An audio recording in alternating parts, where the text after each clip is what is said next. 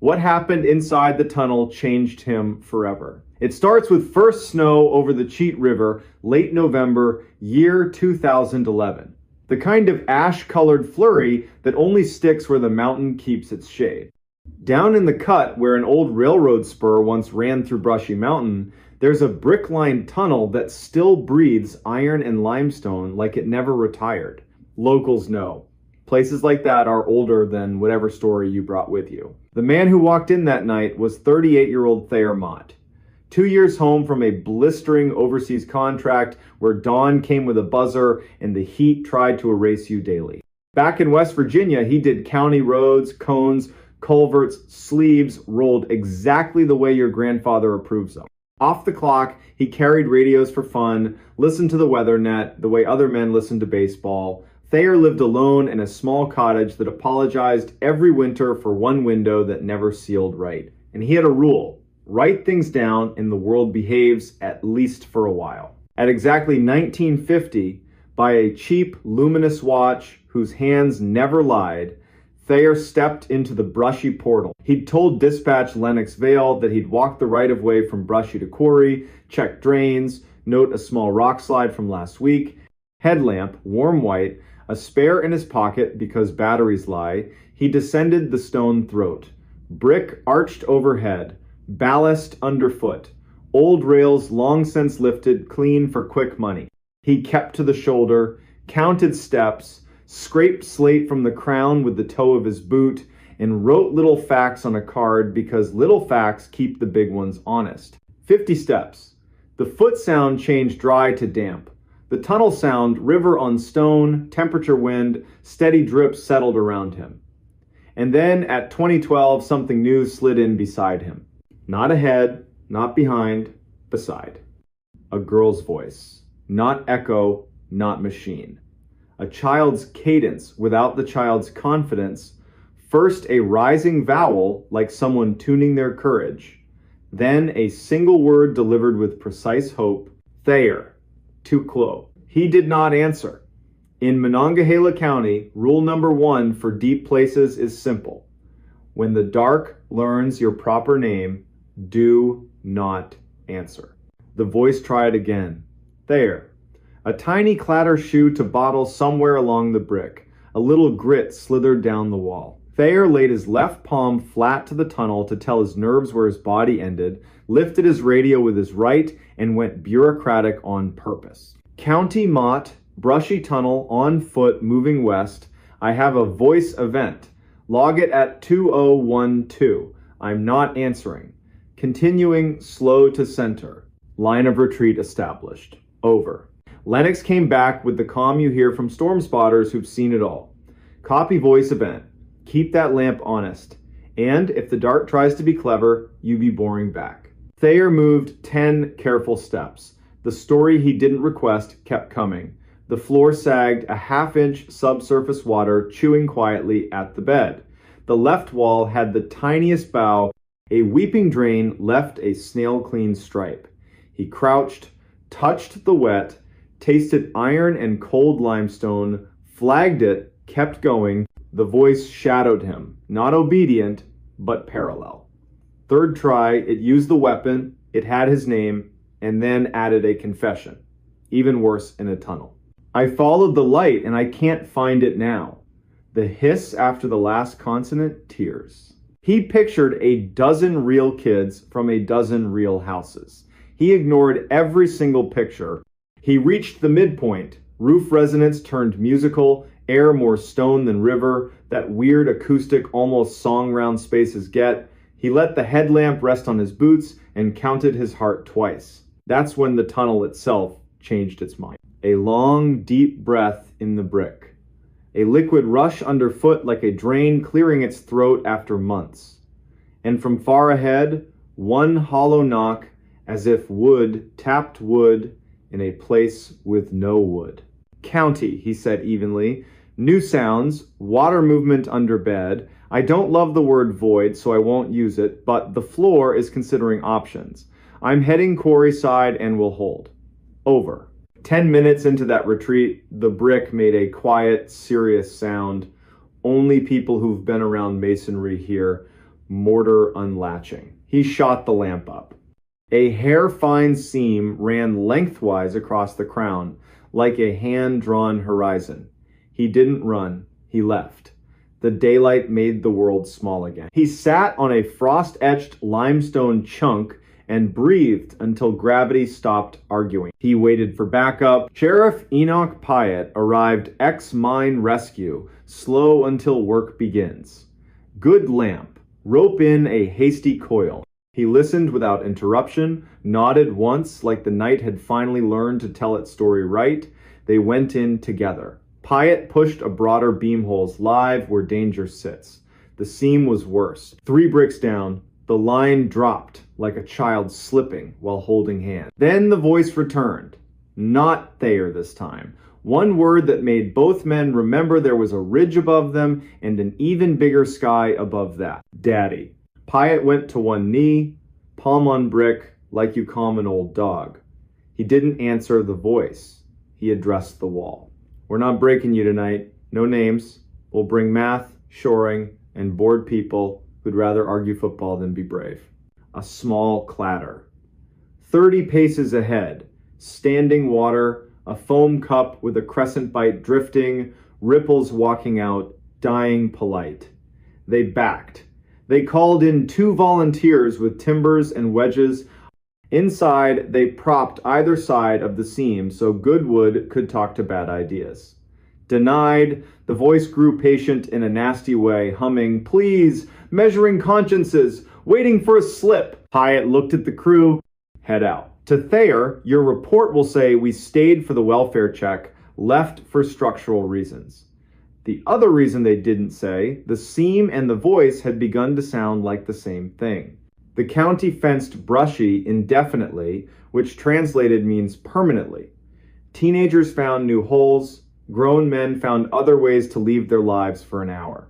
Thayer went back to culverts and shoulders and the safe ache of good work. But the tunnel wasn't done with him. January brought gray armor to the river, wind to the sycamores, and a call from the county, meet Hobie Kress at the quarry side. Hobie was a snowshoe happy content guy who posted reverent videos in places that do not want influencers.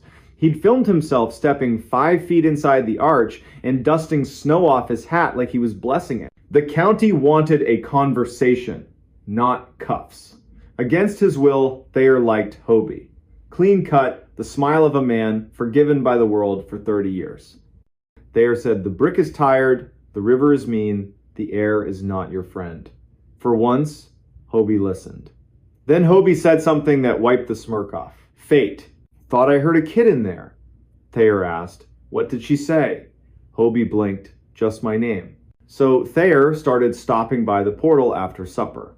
Not to be a hero, to be a witness. Some nights need witnesses. Late February, year 2012. Thaw hit too fast. The valley filled with water's angry negotiations. 2 a.m. The volunteer chief blows the horn. Pyatt calls Thayer the kind of hour you don't justify your choice of company. At Brushy, the fence lay meek in briars. The tunnel exhaled a runner's breath. They set a line, moved to mark 3, and stopped, floor sound wrong. Pyatt's ankles, calibrated by years, said, Hollow wants a friend.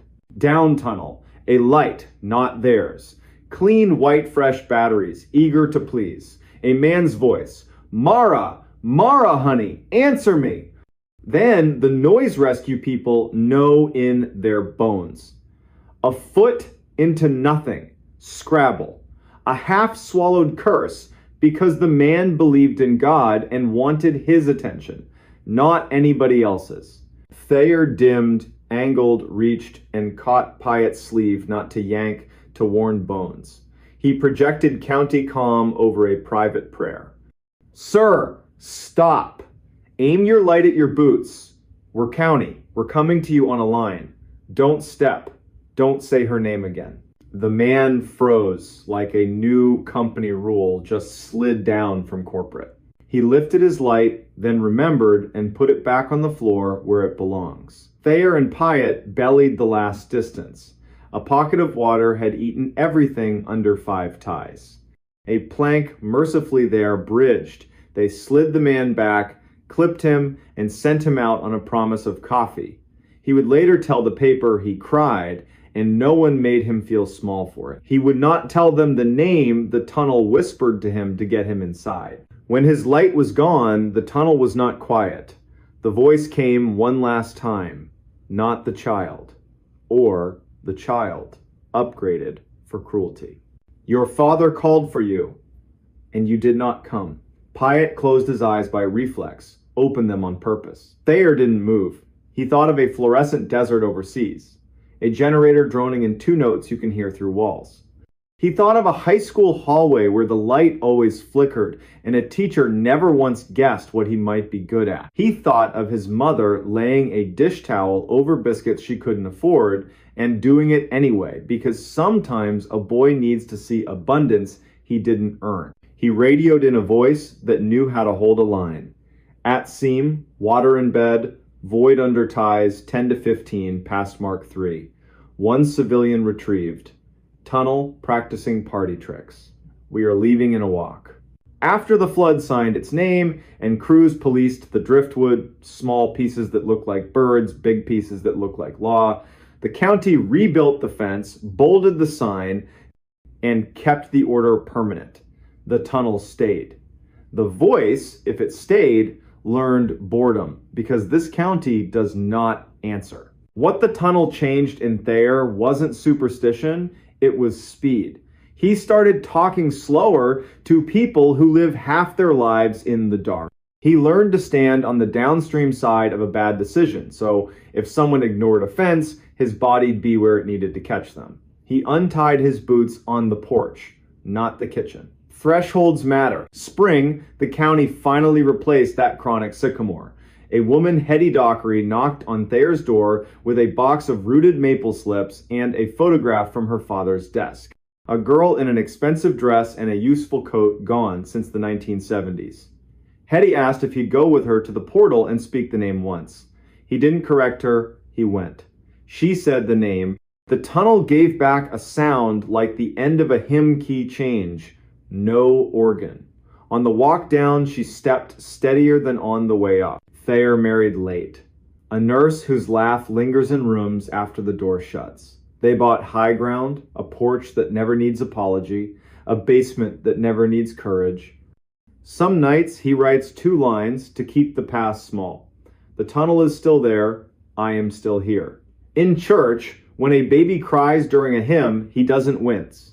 He lets the sound pass through like a storm already spent over another ridge. Ask him at the gas pump. No nonsense what the voice was.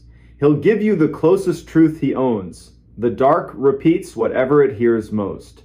In a county that refuses to answer when a hole throws names at them, the dark learns boredom and moves on. He'll say it while checking tire pressure before driving out to a grumbling culvert. He'll be behind on sleep and alive. Teenagers will still swear Brushy has a ghost. Good. The night's big enough for practice. Daylight's big enough to remember a man went in, came back, and adjusted his life 1 click slower. Every November, first ash snow, clinging to Brushy's shoulder, Thayer pulls into the turnout, kills the engine, and listens. Sometimes nothing. Good. Sometimes river talking to stone. Better. Once in a while, a faint knock. Wood on wood, in a place with no wood. He does the thing that saved him in the tunnel and saves him in living rooms and hospital corridors where grief learns to smoke. He doesn't answer. He breathes. He makes the world small. He turns the key and drives to the next address, where a drain needs to remember what a drain is. What happened inside that tunnel did change him into the kind of man who practices slow, decent caution. Rope in the truck, second lamp in the pocket, habit of calling the county when a night grows teeth, and taped to the fridge, written in words, not numbers, a simple instruction for the people he loves on some future windy night when the siding is practicing scales. If you hear your name from a place that cannot love you, do not answer. Count to 20, call me. Count to 20 again, I'm on my way. He moved into a house that wasn't empty. All right, today's story takes place in a quiet Hudson River town, late October 2021. It starts like a normal move-in. It does not stay that way. Rowan Kell is 37, lean, practical, the kind of guy who has carried other people's boxes for years and finally gets to carry his own. He buys a tall, tired Victorian on Wemple Street Widow's Walk, slouching porch, stained glass over the stairs. On paper, the house has been empty for a season. Before that, a retired school librarian lived here. The listing says, charming details. It does not list the other detail. Listings never do. Night 1. The Hudson is dark as melted iron. A freight moans across the bridge. Leaves drag the gutters. Rowan backs a rental truck to the curb, sets a hand on the rail, and feels old paint give. Inside smells like dust and lemon oil. The floor has that note old houses sing when they map where feet prefer to travel. He makes a bed, sort of. Cooks eggs in his grandmother's pan, eats by the open kitchen door. To the west, wind chimes, arguing with themselves. To the east, a radio playing Old Soul so quietly it feels like someone pacing a kitchen. 11:48, he takes the trash to the alley, inhales the cold. A cat posts up at the fence like a bouncer. He laughs, goes in, deadbolt, chain, lights off except a small lamp in the front parlor. 12:17. From the kitchen, a drawer opens, wood on wood, soft, then closes. He's not asleep, he's in that new house mode where your brain catalogs every sound like pop quiz questions. The drawer again, same speed, same breath. A single spoon ticks the divider, like a hand lifted it, weighed it, set it back. Rowan breathes, runs the script. Houses settle, pipes rehearse, mice sound huge at night. He pads in on cold boards. Every drawer is flush. The counter is polite and empty. Moonlight makes a pale square on the table. He opens the top drawer and shuts it, imitating the sound. Okay, brain, there you go. He puts water on for tea because people who aren't afraid make tea at midnight, and that's when he sees it. On the pantry door, shoulder height, a little wax circle, a fingertip habit mark. Years of touch, wiped and redrawn.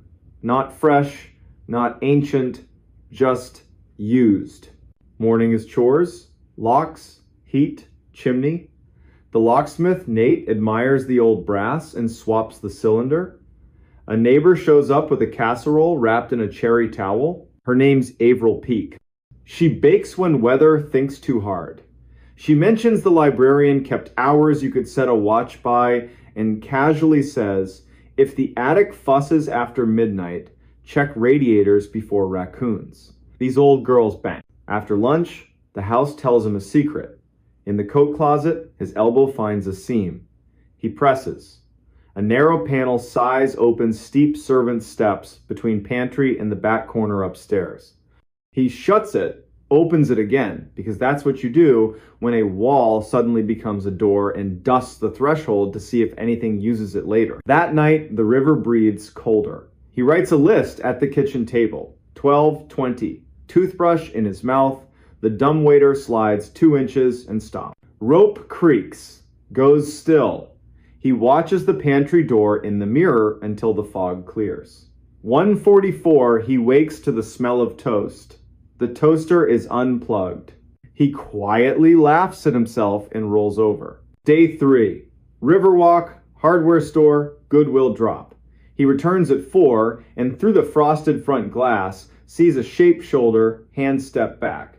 He enters slow. The air smells faintly of lilac drawer sachets. On the entry table, a small tissue bundle.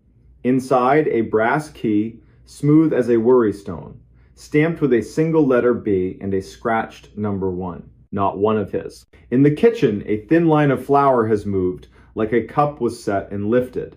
A cup is clean, drying on the towel. In the pantry, the dumbwaiter rope quivers and stills. At the back stair threshold where he dusted, half-moon prints. Not boots, not bare, soft sole, small or careful. Rowan opens the closet panel and speaks into that narrow dark, calm. I own this house. I move slow. I don't throw people away. If you're real and you want to stay real, tell me your name. He hears a decision being made. A scuff at the top. A pause on the third tread. That small, quick run we all do to pretend we're not afraid. She appears on the last step. Late 50s, hair pinned, cardigan mended, with proud little stitches, wool socks in tired slippers. Her eyes scan, land on his, and choose honesty. I'm Imre Blakely. I looked after Miss Renner for a year and a half after the snow that broke her hip. I stayed after the service because the realtor kept telling me the date and I couldn't hear it. The pantry door knows me. The back stair knows me. I didn't mean to startle you. I made tea because a house should know the sound. Whatever speech Rowan thought he'd give, gone. He says the one true sentence he has. I wondered if the dumbwaiter was flirting with me. Imre almost smiles. The key? Service key, she says. Miss Renner gave it to me when the ramp went in. I hid it under the flour tin because I hide important things in unimportant places. You were at the river. I set it out when I heard you would fit your own name here. Rowan. That's a name that can learn a house. They move to the kitchen like two people agreeing not to break anything. In better light, he sees her cardigan buttons are all wrong sizes, her amber ring chipped smooth by years, and her hands jar-opening hands. She apologizes for the flour. She baked biscuits yesterday because the house woke up hungry. There are 3 in a tin, second shelf. She's not a thief. Then I owe you butter, he says, and the kettle, which has been placed cold on a burner out of habit, gets clicked on for real. Over tea, she gives him the owner's manual, no inspector rights, where radiators bang after rain, how the pantry hinge forgives more quickly if you hum, wax the dumbwaiter rope in November, scold it in July. The cellar light needs 2 breaths to remember it's a light. The center post should have been replaced 20 years ago. The house forgives it monthly.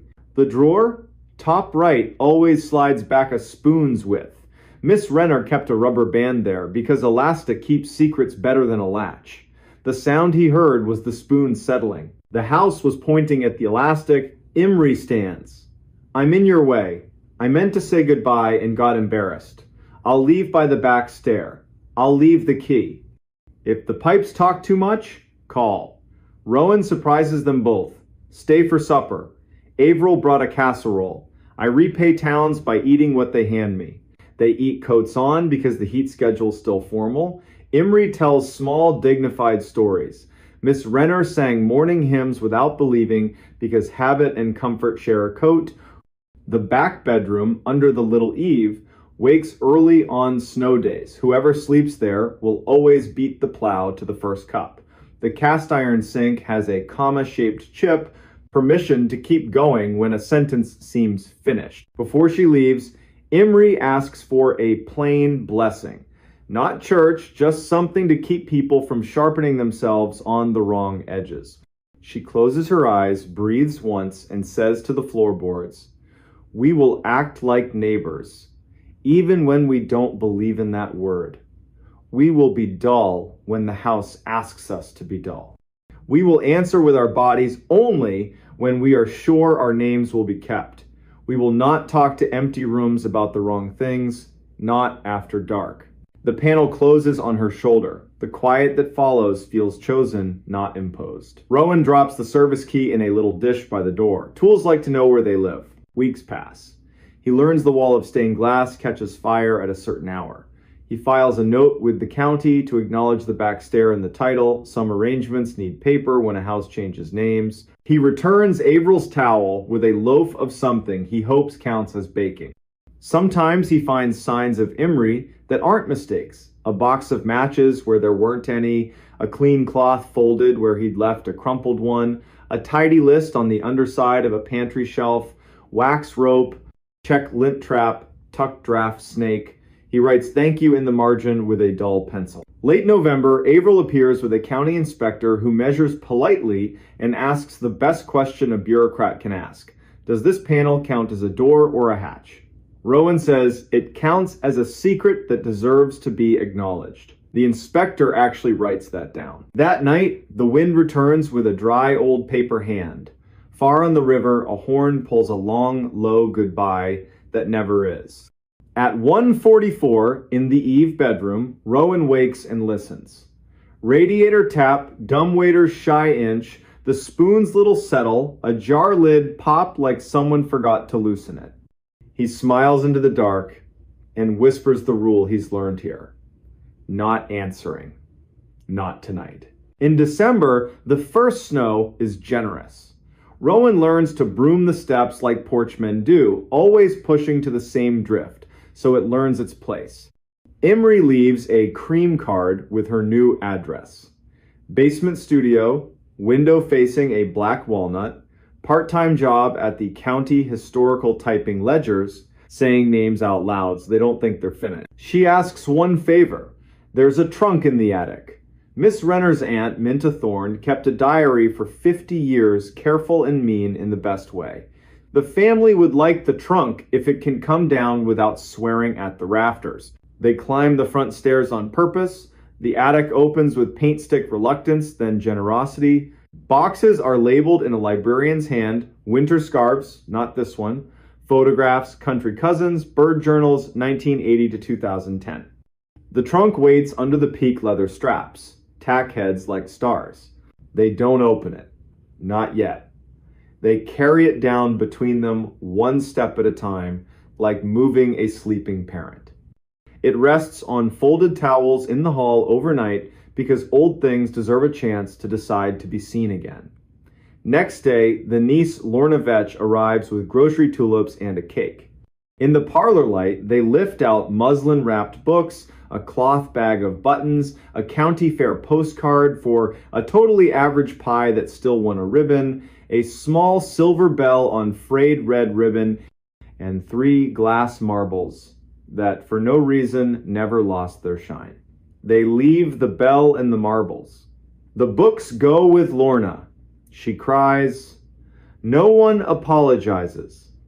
Imri thanks the air and without looking at Rowan, squeezes his forearm. This house could have eaten the trunk. You didn't let it. The town weaves itself in. Lux Odea, the sash guy, fixes a window in exchange for shelves and a long story about a boat. Avril brings a pie when the weatherman says icy mix. Sometimes Imri knocks at the front, sometimes she ghosts the back stair. Either way, she says hello like joining a sentence, not starting one. January. A title office woman arrives, shivering with a folder. We're filing a small correction. Our system dislikes a door inside a closet. We're trying to teach it manners. She looks past him once, homesick, and says, My mother used to tell me, the walls aren't thin, honey. The walls listen. Be boring on purpose. See how long the trouble lasts. By March, the house is ordinary, which, if you've ever lived with an old place, means dear. At 1:44, the kitchen makes the spoon sound and then doesn't. He doesn't get up. He thinks about that first night and his urgent need to explain things. He thinks about the word empty and realizes it's never been fair to rooms or to people. He thinks about the service key in its dish, the wax circle on the pantry door, the trunk asleep in another house now, and the sentence that has started living under his tongue, we are boring on purpose when the house asks us to be. Spring loosens the river's shoulder, sycamores light up pale green, windows remember they have hinges. On a Saturday in late April, he hosts a small dinner. Avril, Lux, Imri, Lorna. The stained glass holds a sunbeam like a jewel you don't have to own to admire. They eat food that doesn't try too hard. Say names. Avoid lazy. How's work? When the dumbwaiter creaks, everyone notices and then lets it be. That's what families do for the oldest relative in the room. Night falls. Dishes done. Leftovers sent home. Rowan stands in the hall, touches the pantry with the back of his fingers. The wax circle is nearly rubbed away, worn down by his own small reverence. He clicks the chain, turns the deadbolt, sets the kettle just to tell the house what time it is. From the back stair, a single tread answers.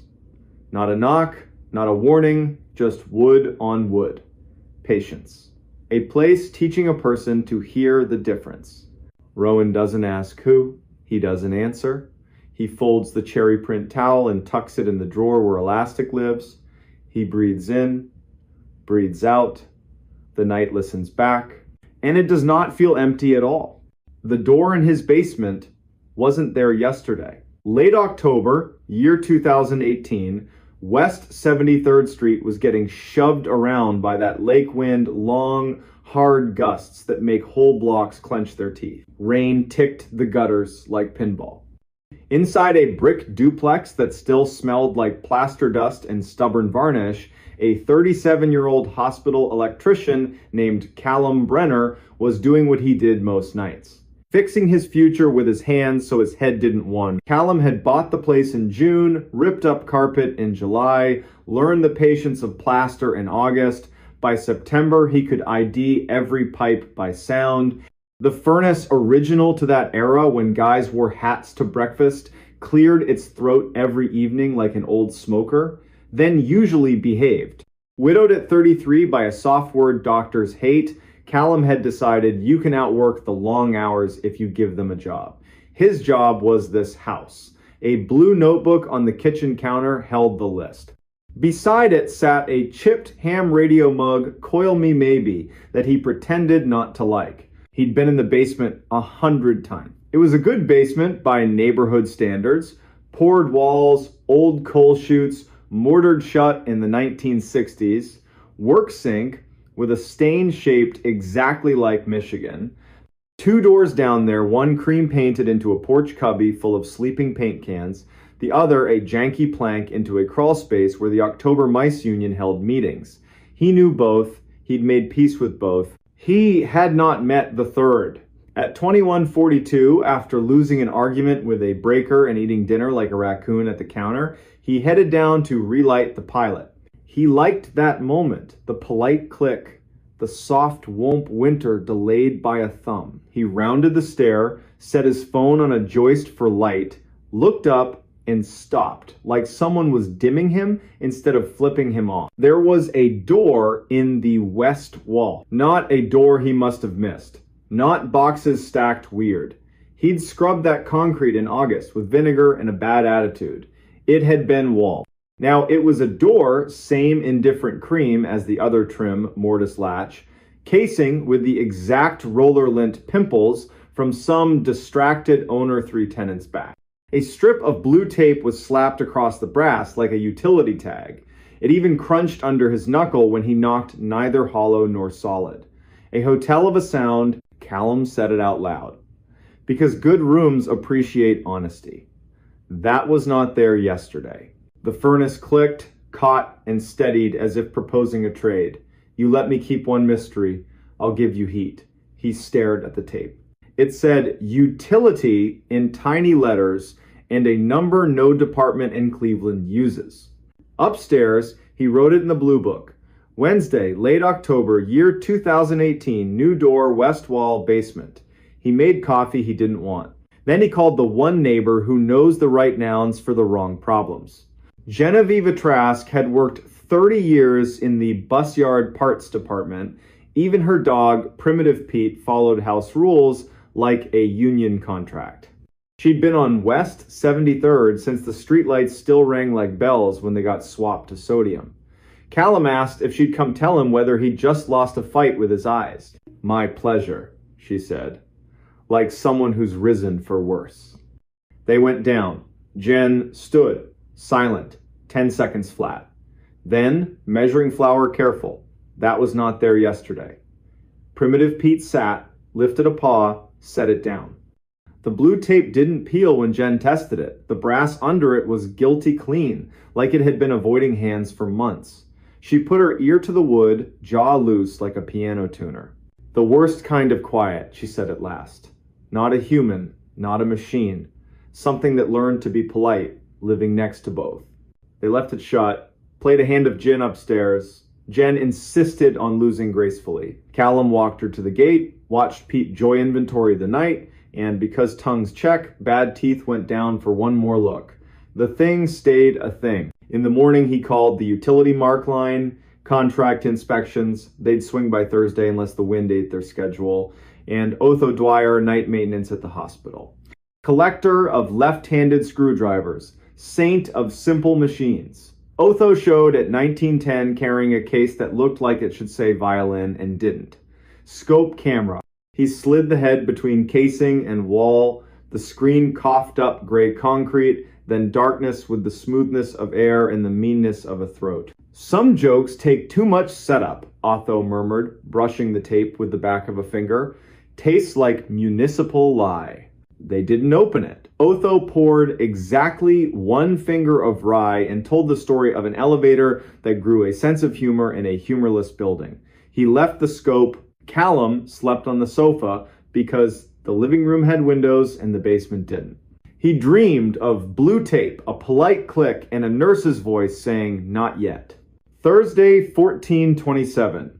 Voicemail from inspections diverted to a sinkhole at Denison. Second voicemail from an unknown number, just silence that didn't know how to hold its breath. Then a whisper from very far down a hall, "Don't come down while the light is wrong." He went home anyway. Top of the stairs, he made the announcement men only make to empty rooms. If you're human, show me your shoes. If you're not, invitation rescinded. The furnace behaved. The sump pump cleared its throat.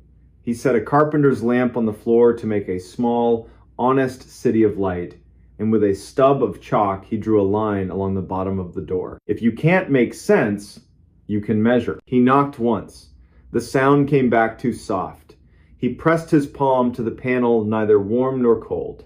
It felt like skin in a room that doesn't want you to cry. "I don't believe in you enough to be afraid," he said, on purpose lying. Houses respect effort. He turned to leave. On the far side, something trailed a fingertip down the wood from above the latch to below it, very slow, like it was teaching itself grain. He didn't move. The chalk line held. He said his wife's name once, softly, a key to a true door. Friday, 21/15, he and Jen stood there again. Primitive Pete approved the dryer.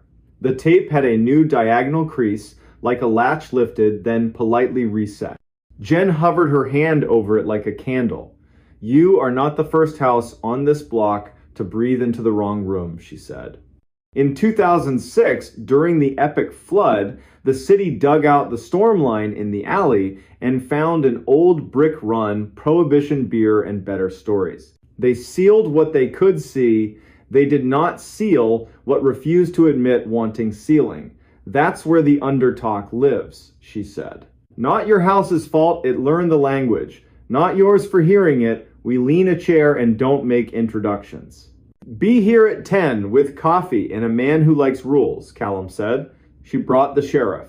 Sheriff Whitaker looked like he still hauled hay for friends. Face built for learning the same story from both sides and deciding where mercy fits. He listened to Callum, to Gen, to Pete, who sneezed once, officially endorsing the facts. Whitaker pressed his ear to the panel, knocked a pattern. Too slow, pause. Two no one uses unless they suspect a test.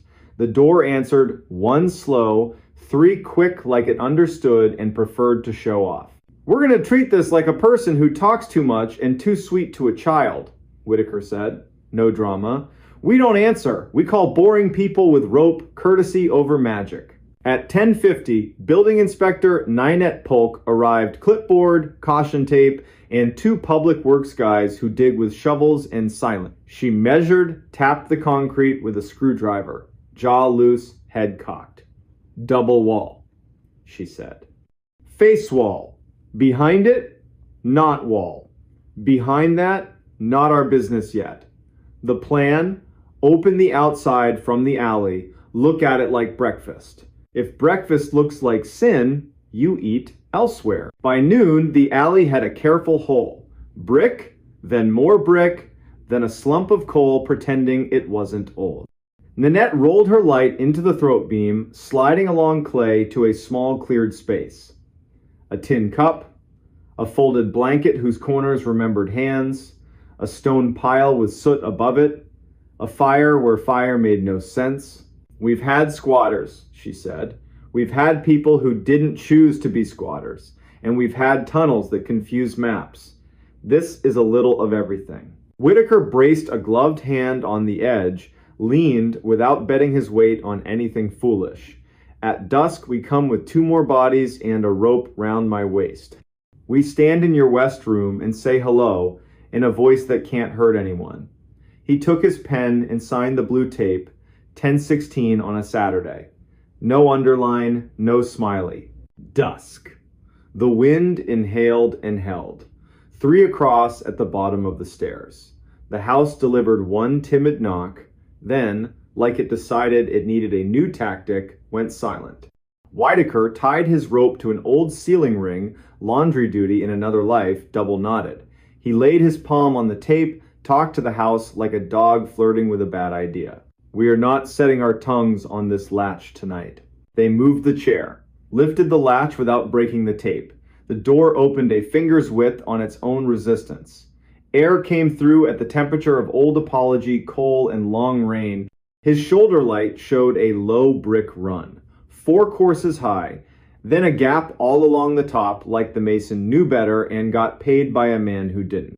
In the dust beyond, 4 finger marks, evenly spaced. Someone who'd learned to count to 4 and wanted company, and a 5th, shorter one like a tired heart. Whitaker didn't step through. He bent, lowered his head, and said a name to no one, like a midwife teaching an empty room the word it's waiting for. Is anyone here who can stand the sound of their own name? 20 heartbeats, then a cough from the corridor, not brave, not sick, small on purpose. A voice, careful, like someone who only wants to borrow the part of the law that cares more about living than rules. I am hungry. Come into the light then, Whitaker said, measured. No names, no introductions to the dark. A face glanced into the cone, then jerked out. Quick. Private decision. The figure didn't cross. Do you have a sandwich? They asked. Jen started to answer. Whitaker lifted a hand. The room obeyed. We have a sandwich. You may have it on this side. He set it on the brick, stepped back a generous pace. A thin hand took it. Gratitude made of bread and shame filled the small room. I didn't steal the ring, the voice said. The ring was already in here. It's welded to the wall. We'll speak again in the morning, Whitaker said, as if this were any kitchen, any night. If you're still here, that would be a blessing. The dark laughed, once surprised at the word blessing. Then, I'll be here, the rain decided to stay. They closed the door. No chair, sometimes chairs are theater when you need policy. Sleep came in the way it does when a house tries to grow a new tongue. Morning, the chalk line had a clean nick where the door had opened and closed. The tape now had 2 creases. In the alley, the little camp had a second cup that hadn't been there. On the brick, a note, careful hand, fountain pen tidy. Thank you, I won't be here long if you leave it. I know the way that does not ask you to break your rules. I followed voices, and that was my mistake. I am leaving now by the other mouth. Nanette read it, folded once, bagged it, dated it in words events like this should resist numbers. Sometimes people want a story, she said. Sometimes they want a door that says, no, we'll build you the second one. They hired masons from Ohio City argument-winning walls. A second wall went up in front of the first, tied with rebar that enjoyed its job. They pumped the crawl with flowable fill. Fill is kinder than concrete. Cut a new drain to the alley with the city's blessing, which almost never happens and did. They left the door hung for the sake of the room so a man, mug in hand, a year from now, could touch a latch and remember that fear behaves when it isn't fed. One Sunday in December, after the work and after the lake found its winter voice, Callum stood at the bottom of the stairs, set a sandwich and a thermos on the brick, no speech, no theater, listen. The house was just a house. You don't get to grow a new door without telling me first, he said, mostly to make the air file the sentence somewhere. Winter settled. Primitive Pete suffered boots. Jen taught Callum to let houses tell their little understories without volunteering his name. Whitaker sent a holiday card with a knot on the front. Otho reclaimed his scope, pretended to be offended at how clean the lens came back. Nanette drove by twice in January to make sure the wall looked like it meant it. In spring, the city found more legacy brick down the alley and filled that too. The report used the word legacy like a period. Every now and then after midnight, wind slides between those houses like a memory that learned to walk. The furnace coughs a sound you could mishear as a polite knock. A man stands in his basement with his palm on a harmless latch and says the names of the people who made a strange night decent: Genoveva, Otho, Ninette, Whitaker, and the name of the woman he loved, because names are keys, and grief is a door you don't open so much as a company. Then he turns out the light. Basements have long jobs. They don't need help from shadows that think they're clever. If you ever buy an old house in a city that keeps secrets under its sidewalks, you might wake up to a door where plaster swore no door would be. You don't owe it curiosity at midnight. You owe it a list, a lamp that won't lie, a neighbor who can make quiet into a tool, and the dull bravery the trades teach. Knock once, count to 20, call someone with rope, and if a voice on the other side calls your name like it's entitled to it, remember the single sentence that carried an ordinary man and his unremarkable house through a night when the city tried to breathe through his wall. We're not answering, we're not leaving, we're coming back with more people and better light. The missing campers were never alone. Today's story takes place in Idaho's Salmon Chalice backcountry. Late September 2018. 2 campers vanish near an old fire lookout. Search teams go in, radios crackle, dogs work. Then a voice in the timber starts saying one of their names. And the rule out there, the one they don't put on maps, is simple. If a voice calls your name and there isn't a mouth you can see, you don't answer. Sunday night. Rain falling in thin ropes, polite but insistent. The granite smells like a coin. Weekend traffic bleeds east. In Shoup, the cafe lights go down. The river keeps its sentence. On the 3rd floor of the county building in Salmon, under humming fluorescence, dispatcher Kaya Merritt settles a headset and sips from a chipped mug. 41, good at hearing the difference between wind on a mic and fear in a throat. At 21:47, the primary line rings a childlike rhythm.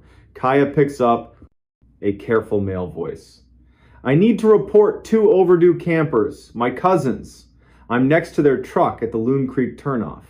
The camp host told me to call before I get brave. Kaya goes methodical. Names: Ivor Doss, 42. Lena Doss, 38. Boise people. Left yesterday with a light kit and ridiculous amount of jerky. Destination: Ridge by the old Jarvie Lookout.